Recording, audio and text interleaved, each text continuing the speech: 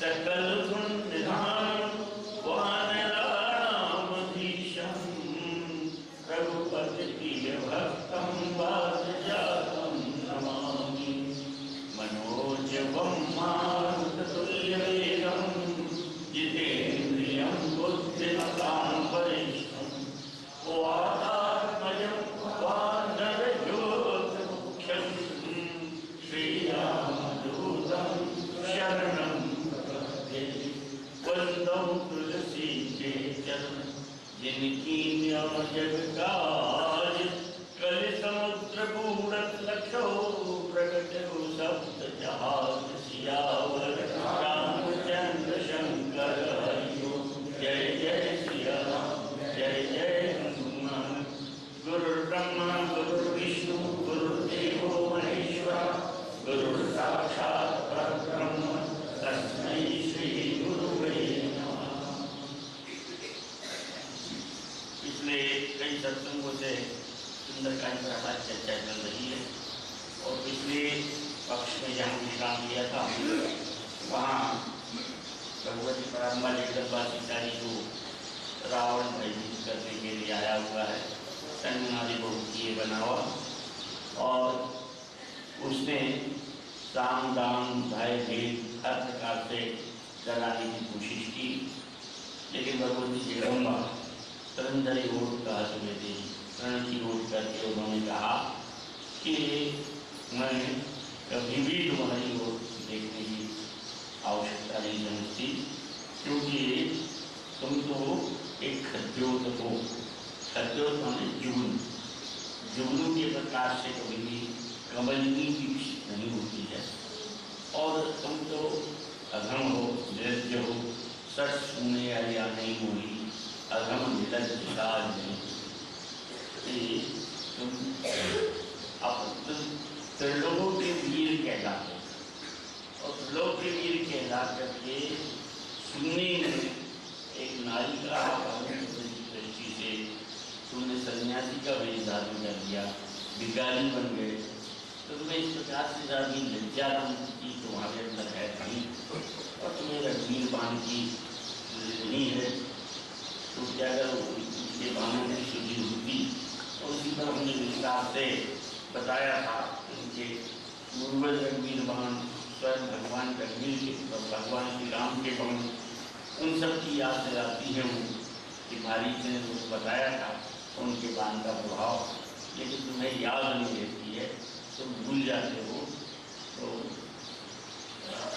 आपको ही सुने खद्योत सम ब्राह्मणी भवन समान परुष वचन सुनिकाड़ हसी बोला अपने आप को जुगनू सब सुनकर। तो ये जुगनू वैसे तो बड़ी एक जानवर है, जंतु का नाम है, कीटाणु का नाम है, कीट का नाम है और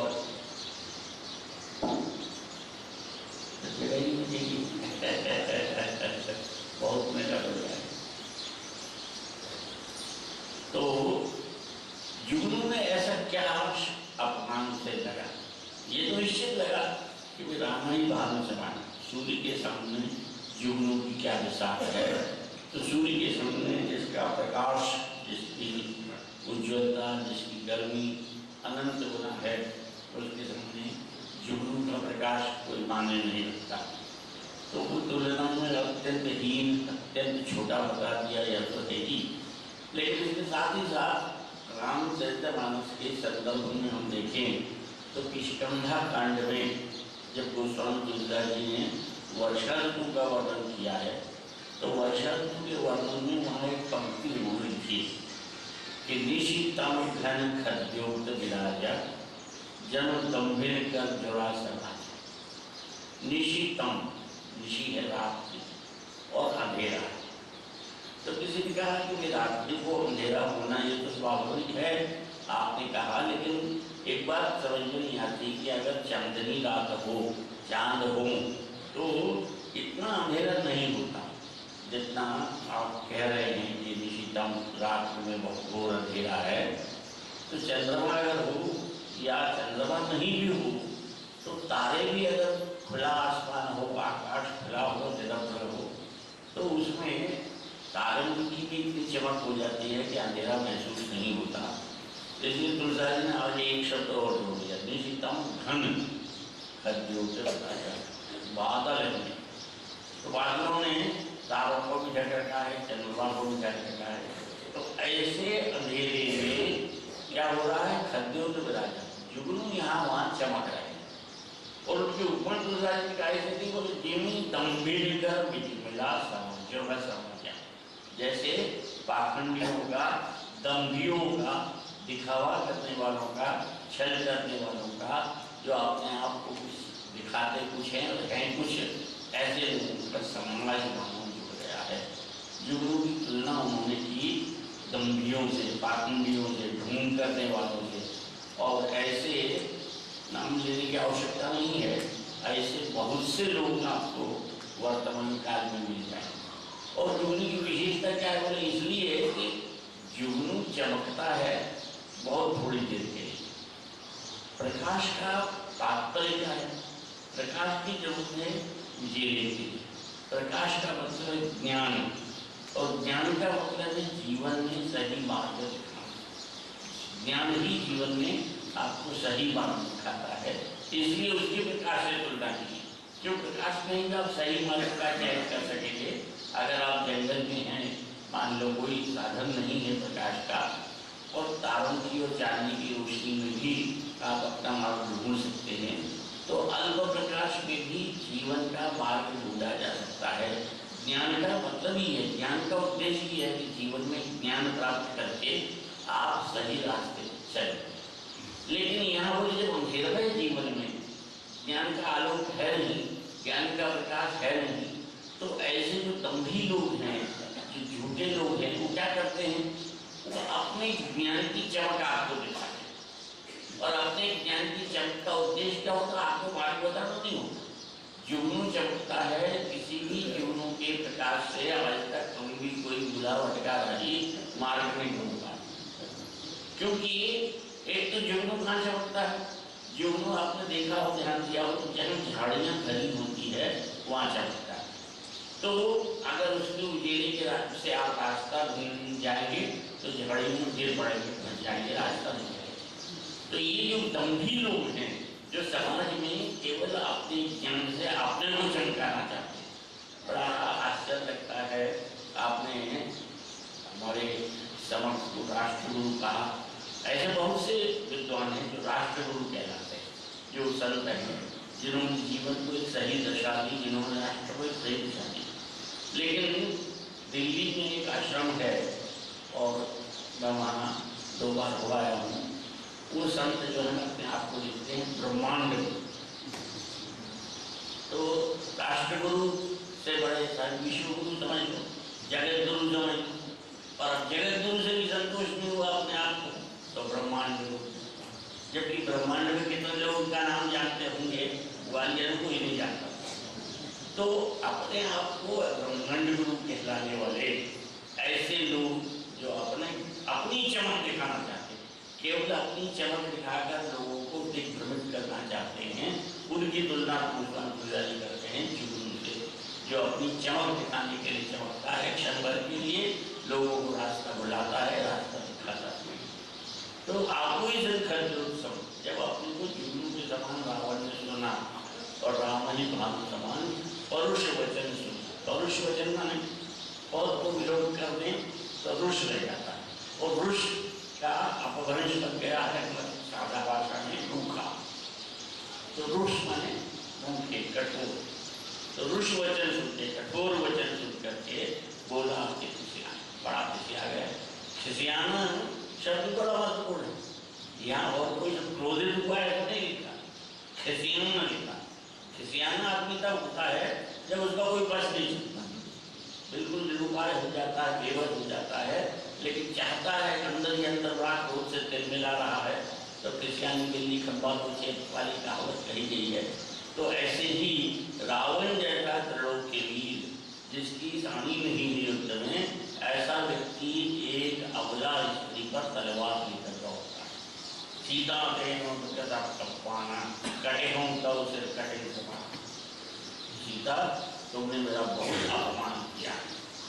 भाई अपमान तो लगा, क्योंकि इतनी सारी रानियों के संग आया है, पटवानियों के संग आया है, दास खड़े हैं, सेवकों खड़ी हैं, राक्षसियाँ खड़ी हैं, उन सब के सामने मुंह तोड़ जवाब मिल गया, एक प्रकार से अपशब्द सुनने को मिल गया, अपमान हो गया। तो अपमान तो बहुत है, लेकिन करे क्या, कर कुछ सकता नहीं। तो एक ही उपाय लगा उसको कि ये विषैली नागिन के समान कठोर वचन कह रही है, भुटका रही है, तो इसका मुँह बंद कर देना ही उचित उपाय है। और इसलिए तलवार लेकर दौड़ा। सीता तेन कटपाना कटेहम सौसत कटे करवाना और सुन के जीवन हानि सुन कह रावण सुन सुमुखी सयानी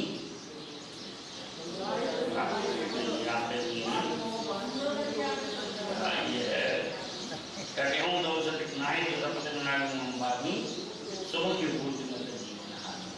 तो यहाँ देखिए सुमुखी का थोड़ी देर पहले सुमुखी और सयानी दोनों शब्द के सुन कहा रावण सुन सयानी मंदोदरी आदि सब रानी, वहाँ सुमुखी और सयानी दोनों विशेषण लगे। लेकिन यहाँ देखा कि सयानी है नहीं है, मेरे हिसाब से सयानी नहीं, मेरे हिसाब से बुद्धिमान नहीं। अगर मेरे हिसाब से बुद्धिमान होती तो पटवानी बनाने का जो प्रलोभन दिया था उसको मान जाए, इसलिए केवल सुमुखी रहे। और सुमुखी जीवन हानि, क्या तुम्हारा जीवन की हानि हो जाएगी। अब ऊपर तरफ लगा हुआ राजभाई धनवानी बैठे और किसी पुत्र के सामने उसकी बात को कोई ये कहे कि मैं तुम्हारी गर्दन काट लूंगा, तो पुत्र का क्रोध कितना होगा सोचने की बात। हनुमान को भी लगा होगा कि मैं नीचे उतर के अभी ही इसकी गर्दन मरूंगी। वध करने में समर्थ है, वो जानवर से क्या है कि मैं ये रावण का वध कर सकता हूँ और सीता जी बुला सकता हूँ। लेकिन जामवंत ने कहा कि तुमको इतना करना, इतना करो, आप तुम जाइए, सीता ही देवी का हो तो दिया, सीता ने सुन लिया। और स्वामी ने भी आदेश नहीं दिया। स्वामी ने क्या कहा था, कहीं बल विरह देगी तुम आओ। पिता कहा है कि बल और विरह का बता देना और तुम लौटा। तो दोनों तरफ से देखा जाए तो वरिष्ठ का भी परामर्श नहीं है कि रावण का वध किया जाए और स्वामी का आदेश भी नहीं। इसलिए तिल मिलाकर रह गए, क्रोध के मारे आंखें लाल हो गई और बहुत क्रोध करके, लेकिन फिर हैं कौन, ज्ञानी नामक बुद्धि धन है, ज्ञानी नाम अग्रगण्य है। तो इसलिए सोचा कि परांबा जगदम्बा स्वयं एक तो शक्ति है और दूसरी प्रभु की शक्ति को कोई मार सके ऐसा सामर्थ्य किसी में है नहीं। प्रभु की जिसकी प्रभु की अर्धांगिनी है, स्वयं प्रभु की पत्नी है, तो प्रभु ही इसकी रक्षा करने में समर्थ है। मैं और उनका रक्षा करने वाला कोई व्यर्थ या कभी हम में से कोई भी बहुत सा इस प्रकार का अभिमान अगर पालें कि हमने ये किया तो वो व्यर्थ है। हम किसी की रक्षा नहीं करते, हम किसी को पालते नहीं। जिसको प्रभु चाहता है उसकी रक्षा हमसे करवा लेता। जैसे समर्थ के समय का और शिवाजी का उदाहरण हम सब जानते हैं कि एक बार शिवा को ये अभिमान हो गया कि मैं इतने लोगों को रोजी रोटी दे रहा हूँ, अगर विकला नहीं बन पा रहा होता तो इतने लोगों को रोजी रोटी कहाँ से मिलती, तो मैं इन सब का पालक हूँ। और समर्थ ने तुरंत पहुँच करके और चट्टान तड़वा करके उसके अंदर दिखाया कि गड्ढा है, उसमें पानी भरा है, मेंढक बैठा है, और बताया कि तूने ये पानी क्यों नहीं भरा होगा। और शिवाजी की आंखें खुल गई। तो ये अभिमान व्यर्थ करते हैं। तो भगवान जी तो हमारे ज्ञानी नाम में उन्होंने सोचा कि मैं को भूखा हूँ, मुझे आदेश नहीं है, तो बिना आदेश के मुझे ऐसा काम नहीं करना चाहिए। इसलिए उन्होंने अपने ऊपर नियंत्रण कर लिया। और यही हुआ कि जब वो मारने के लिए दौड़ा तो मैं कन्हैया कहीं नहीं पूछा, स्वयं उसकी पत्नी मंदोदरी ने उसको समझाया। तो हनुमान जी ने समझा कि देखो मैं व्यर्थ अपमान कर रहा, अरे जो मारने वाला है उसी के घर में रक्षक लेकर आया, उसी की पत्नी ने सीता जी को बचा लिया। और जैसे ही वो मारने के लिए दौड़ा तो मैं कन्हैया ने नीति, यहाँ पर देखिए विशेषता देखिए, मैं कन्हैया शब्द दिया, मंदोदरी नहीं दिया, रानी ने दिया, और कोई शब्द नहीं देते हुए मैं कन्हैया का शब्द दिया। क्योंकि ऐसा कहा जाता है बहुत प्राचीन काल में कि राक्षस जो है वो रक्षस संस्कृति से जब रहा है, यानी रक्षक थे, रक्षक संस्कृति थी एक प्रकार से, लेकिन बाद में वो रक्षक संस्कृति ही भक्षक कर गया। तो राक्षस संस्कृति के अनुकूल काम करने वाली राक्षस मय की वृत्ति, मय बन गया, उसने रक्षा की और कहीं नीति बुझावा, नीति समझाई उसने। आप देखें कि इस अनुपत के मंदोदरी कितनी विद्वान है, कितनी समझदार है कि नीति कहाँ की है। नीति ये कही गई है, बालत्वानुश्च कतज्ञानुश्च विशुद्धानापि धर्मतः शरणागतहन्तुश्च नारदनश्च न समसेत। उन्होंने स्मृति में कहा गया कि ये 4 प्रकार के लोग, बालक की हत्या करने वाले, बालत्वानुश्च, कृतज्ञानुश्च, जो कृतज्ञ हैं, हमारा एहसान नहीं मानते, एहसान फरामोश जिनको हम कहते हैं, ऐसे लोग विशुद्धानापि धर्मतः, अगर वो धर्म के किसी प्रावधान के अनुसार ऐसा पाप करके विशुद्ध भी हो गए हों, उन्होंने अपना प्रायश्चित भी कर लिया हो, प्रायश्चित करके अपने आप को शुद्ध कर लिया हो, तो भी और तो कौन शरणागत हंतुष्ट, जो शरण में आ गया है उसका वध करने वाले, और नारीनाश्च, जो नारी का वध करता है, उनकी संगत कभी नहीं करना चाहिए। ये मनुस्मृति में स्पष्ट निर्देश दिया गया है। तो ऐसी नारी को मारना, वो भी विमुक्ति, अबला नारी को मारना जो कुछ कर नहीं सकती, ये बहुत बड़ा पाप है। दुर्भाग्य से हमारे देश में ये पाप बढ़ता है, लेकिन ये मनुस्मृति कहती है कि ऐसा नहीं करना चाहिए। और तब तो सीता जी कहती हैं, चंद्रहास हर में परितापम राम रघुपति विरह अमल संजातम। तलवार को संबोधित करके कहती चंद्रहास, रावण की तलवार का नाम है चंद्रहास, जो शीतल चांद की किरणें बिखेरने वाली।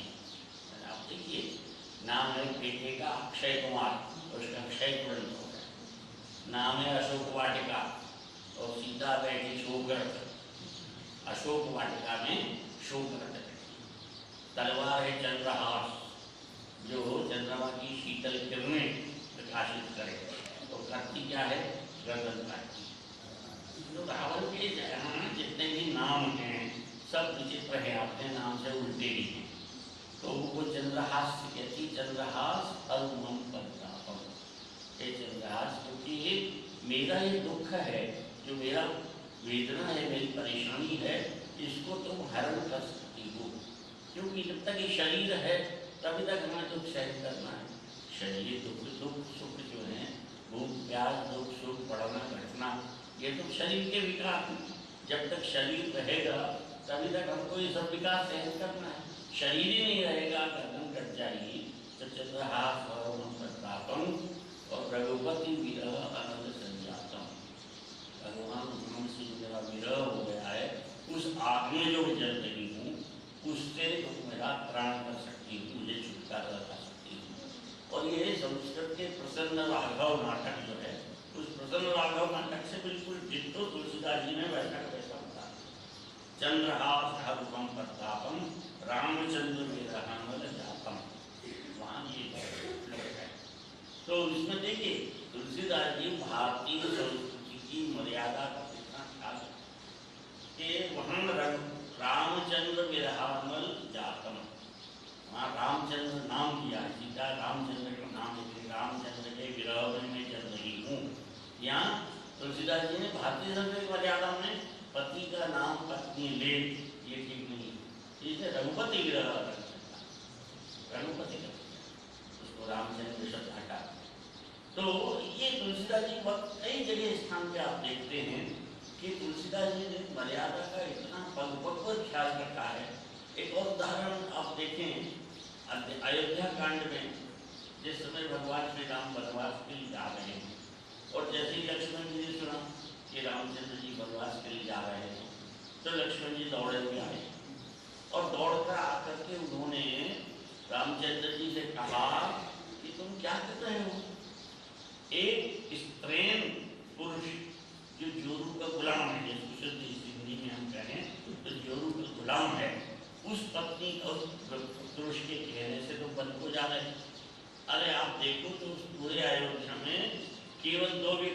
हैं जो आपके वन जाने के पक्ष में मत देंगे, एक मंत्रावली की, इसके अलावा तीसरा कोई नहीं।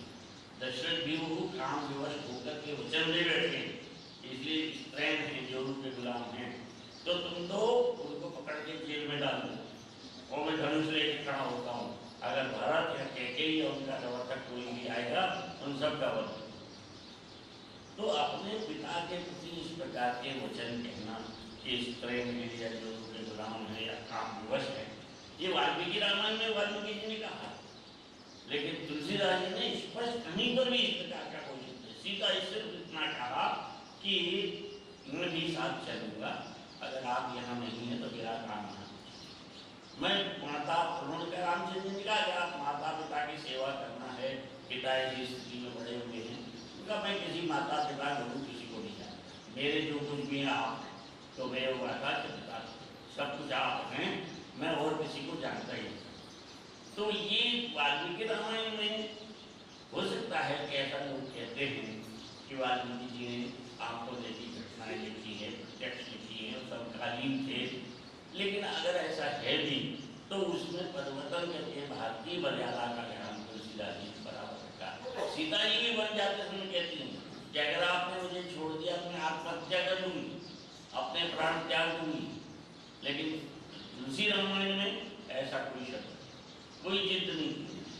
उन्होंने सिर्फ इतना ही कहा कि अगर आप छोड़ देंगे तो मेरा कोई वश नहीं, लेकिन इतना मैं जरूर जानती हूँ कि तनु प्राण की केवल प्राण, या तो शरीर और प्राण आपके साथ चलेंगे या प्राण आपके साथ चलेंगे, तन यहाँ रहता है। तो इसलिए भारतीय संस्कृति की मर्यादा का तुलसीदास जी बहुत ध्यान रखते हैं, पद पद पर मर्यादा का ध्यान रखा है। यहाँ भी इतनी छोटी सी बात कि पति का नाम नहीं लेना चाहिए, उसका ध्यान रखते हुए रामचंद्र ने विरह को रघुपति विरह आनंद संजापन कर दिया। कहती हैं प्रभु कारिका रसगंधर श्याम सरोज दाम समसुधा। श्याम सरोज, श्याम सरोज माने नीले रंग का कमल, श्याम सरोज दाम, दाम कहते हैं रस्सी को, उसी से दामोदर शब्द बना है। जब रस्सी से बांधा गया था कन्हैया को यशोदा ने, तब से दामोदर नाम पड़ा, दाम धन उदा। तो दाम श्याम सरोज दाम, नीले कमल से बनाई हुई रस्सी, ऐसी सुंदर, वो रस्सी कितनी सुंदर होगी, ऐसी रस्सी जैसी भगवान की भूमें हैं। प्रभु कारिका रसगंधर, जैसे हाथी की सूंड होती है ऐसी सुंदर उनकी भुजाएं हैं। सो भुजकंठ कि तब असित होगा, या तो भुजाएं मेरे गले में पड़ेगी या तुम्हारी तलवार, ये सारा अर्थ। लेकिन विद्वानों ने इसमें दूसरा अर्थ भी किया, उन्होंने कहा सो भुजकंठ कि वह भुज में भुजा मेरे गले में पड़ेगी, अथवा तव असी कंठ तव घोरा, कंठ को अपने कंठ में लगाए कि तेरी तलवार तेरे ही गर्दन को काटेगी, मेरी गर्दन को काटने की उसमें सामर्थ्य नहीं। थोड़ी दिन बाद की बात है, बात की बात है कि कटेगी तेरी ही गर्दन। तो सो भुजकंठ की तव से घोरा, सुनसठ अस्प्रमाणपन घोरा, ये मेरा कठिन विद्या है, इस विद्या से मैं टिकने वाली नहीं हूँ। ये कह करके और मैत्रेयी कही समझावा, ने कहा कि नहीं इस प्रकार की रीति नहीं, नारी का वध नहीं करना चाहिए। तब वो बोला क्या करना चाहिए, बहुत विचार किया, बहुत विचार करके उसने कहा कि ठीक है। और कुछ विद्वानों ने कहा कि मंदोदरी ने कहा कि देखो भाई अभी नई नई अपने पति से अलग हुई है, कभी विरह का भाव ताजा है, ऐसी स्थिति में इसे थोड़ी मोहलत दो, थोड़ा समय दो, अपने दुख को भूल जाए, अपने पति को भूल जाए, तो हो सकता है कि तुम्हारी बात मान ले, इसलिए थोड़ी मोहलत दो इसे। तब उसने कहा कि 5 दिवस जो है 1 महीने की मोहलत देती हूँ, 1 महीने की मोहलत अगर देख लिया तो उसके बाद ही 5 दिवस। तो यहाँ दिवस जब क्यों लगा दिया, लोगों ने कहा कि 5 दिवस 30 दिन की अवधि थी, 30 दिन की अवधि जो है, जितने महीने में दिन होते हैं उतने दिन की अवधि में देता हूँ, या उसके बाद मैं अगर तो 5 दिवस में कहा न माना तो वह मारब आड़ जमाना, तो वे कृपाण से इसका बहुत ऐसा कह करके और वो है। थोड़ा विद्वानों ने इसका आध्यात्मिक अर्थ भी लगाया। आध्यात्मिक अर्थ भी लगाया है। रावण क्या है? बोले रावण ज्ञानी बहुत है, विद्वान है, वेदों का भाष्य लिखा है, रुद्र की स्तुति लिखी है, शंकर जी का भक्त है, बहुत कुछ है उसका विद्वता के बारे में कहा जाता है। लेकिन ज्ञानी होते हुए भी उसमें कमी क्या है? ज्ञान के संग अहंकार। जब ज्ञान के संग अहंकार जुड़ जाता है तो आदमी फिर वो किसी काम का नहीं रहता, फिर वो जीवन में उसे शांति नहीं मिल सकती। जिस व्यक्ति के संग ज्ञान के संग अहंकार जुड़ जाए वो हमेशा अशांत रहेगा। क्योंकि होता क्या है, ज्ञानी अहंकारी अगर हो जाए तो उसे लगता है लोग मेरा सम्मान करें, लोग मेरी पूजा करें, लोग मेरा आदर करें, लोग ज्ञानी माने मुझे। तो ज्ञानी माने और अहंकारी है तो दुनिया मानती नहीं, अहंकारी की इज्जत नहीं होती और वो इज्जत में रखता है तो शांति उसे मिल नहीं सकती। और सीता जी क्या है? शांति। शांति सीता समानीता आत्मा राम विराजते। सीता जी शांति हैं, इसलिए वो जबरदस्ती चाहता है कि किसी प्रकार से मुझे शांति मिल जाए और शांति का हरण करके बलात् चाहता है कि मुझे शांति मिल जाए। लेकिन शांति तो शांति, उसको शांति की छाया में नहीं मिल सकती। ये छाया सीता है। सीता जी तो आकाश में है, निवास कर रही है, तो छाया सीता है। तो तात्पर्य ये है विद्वानों का कहना कि जो अज्ञान के संग अहंकार जुड़ जाए तो शांति तो शांति बहुत दूर की बात है, उसे शांति की छाया भी प्राप्त है। और इसलिए कि वो जब इस प्रकार का कोशिश करता है, क्रोध करता है, तो उसकी ज्ञान और अहंकार की सहधर्मिणी है। ज्ञान के और अहंकार के साथ साथ एक चीज और होती है, वो होती बुद्धि में पूरी सात्विकता। क्योंकि ज्ञान है तो बुद्धि में सात्विकता पाएगी, लेकिन वो सात्विकता दब जाती है अहंकार के चलते। इसलिए रावण में सात्विकता है, सात्विक बुद्धि है, पूजा करता है, पाठ करता है, धर्म करता है, सब करता है, लेकिन अहंकार में उसके सारे गुणों पर पर्दा डाल रखा है। तो इसलिए उसकी सहधर्मिणी है सात्विक बुद्धि, जो उसे समझाती है कि नारी का वध करना उचित नहीं है। मंदोदरी के द्वारा समझाया जाना इस बात का प्रतीक है कि ज्ञानी और अहंकारी भले हो, लेकिन सात्विक बुद्धि उसको बीच बीच में सचेत करती रहती है कि गलती नहीं चाहिए। और हनुमान जी जो अपने विवेक हैं, जो उन पर रखे हैं, विवेक तरीके से उसे क्या करना चाहिए, क्या नहीं करना चाहिए, करने के बाद ही कोई काम करते हैं। तो हनुमान जी विवेक पर बैठे हैं। और त्रिजटा क्या है? त्रिजटा है सत्संग।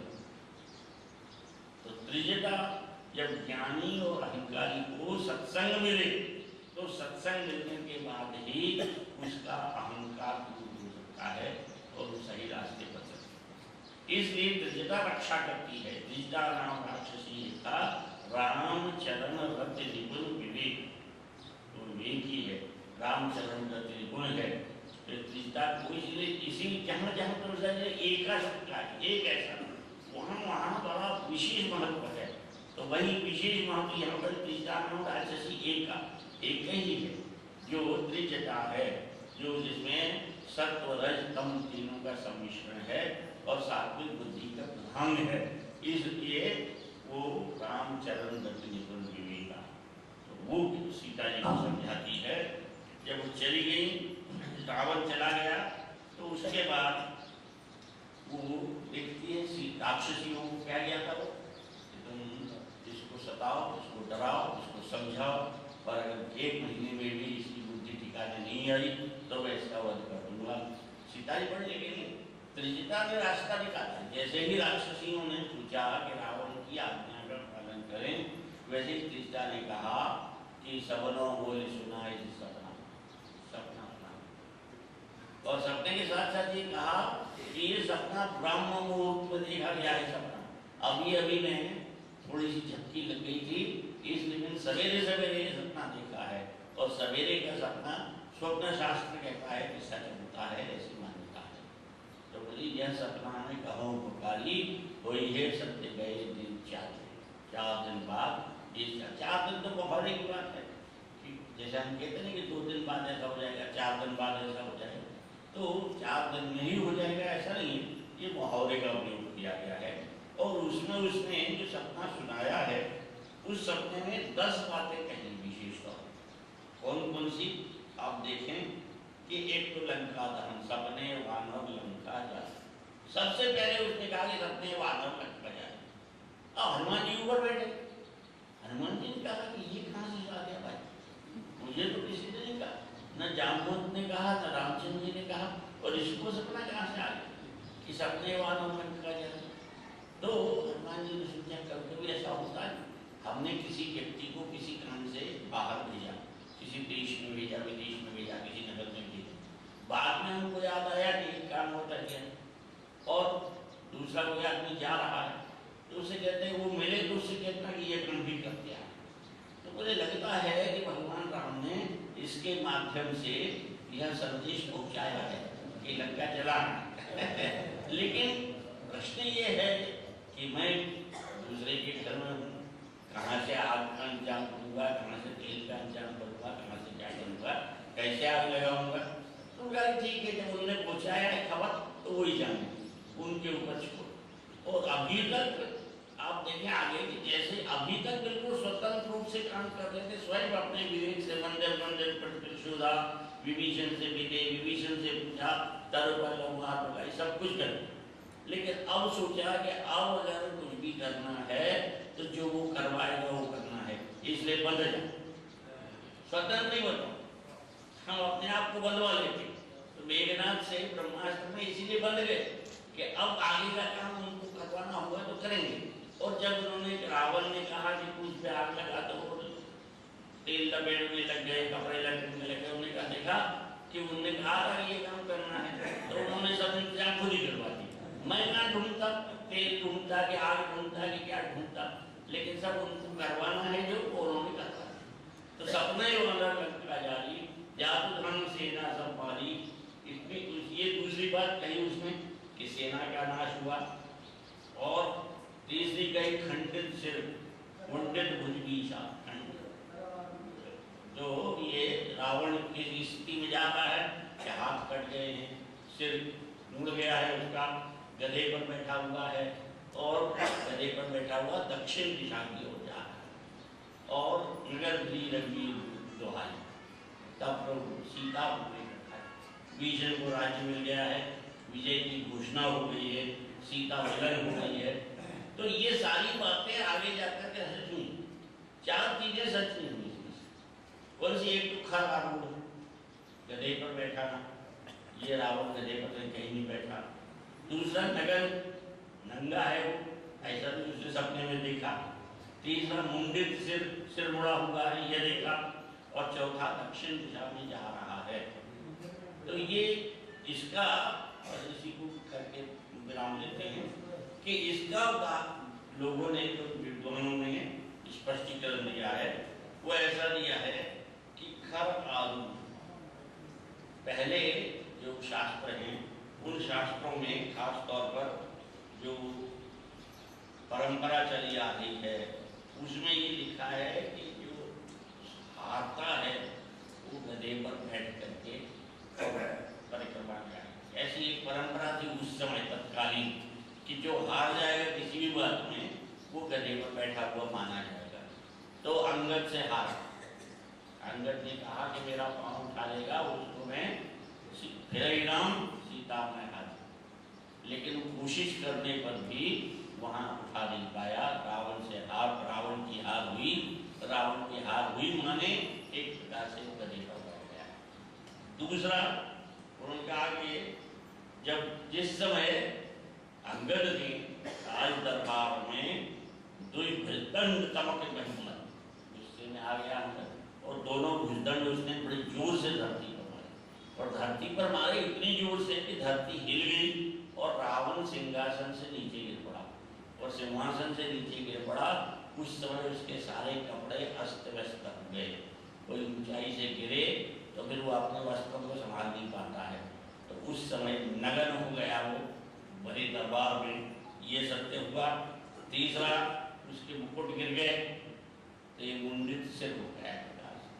10 में से 4 मुकुट अंगद ने पकड़ के राम जी के पास फेंक दिए और 6 उसने जैसे तैसे उठा के वापस सिर पे रख दिए। तो मुंडित सिर हो गया और दक्षिण दिशा में जाना तो हम सब जानते हैं। आखिर में जो है पाँव दक्षिण की तरफ करने पड़ते, जब शव होता है तो उसके पाँव दक्षिण की तरफ होते हैं। दक्षिण दिशा जाई, वो दक्षिण दिशा जाएगा ही, अभी नहीं जाएगा, 4 दिन बाद जाएगा। तो ये सारी बातें त्रेता की सत्य हुई। और जैसे ही राक्षसों ने सुना कि इस प्रकार का सपना आया है, सच भी हो सकता है, जहाँ तक भी सकल सब सीता का सब डर करके इधर-उधर हो गई। और सीता के मन में अभी भी सोच लगा हुआ है। क्या सोच लगा हुआ है कि अगर अच्छा होता कि आज ही मृत्यु हो जाती, मृत्यु की धमकी महीने भर बाद की मिली है, तो भगवान श्री राम का विरह महीने भर और सहना पड़ेगा। क्योंकि अभी ये पता नहीं है कि राम जी को पता चल गया है, अभी हनुमान जी से मिलन हुआ नहीं है। इसलिए सीता का सोच, और वो सोच जो है, शोक जो है, किन शब्दों में व्यक्त किया है, इसकी चर्चा हम आगे करते रहेंगे। बोलिए वृंदावन बिहारी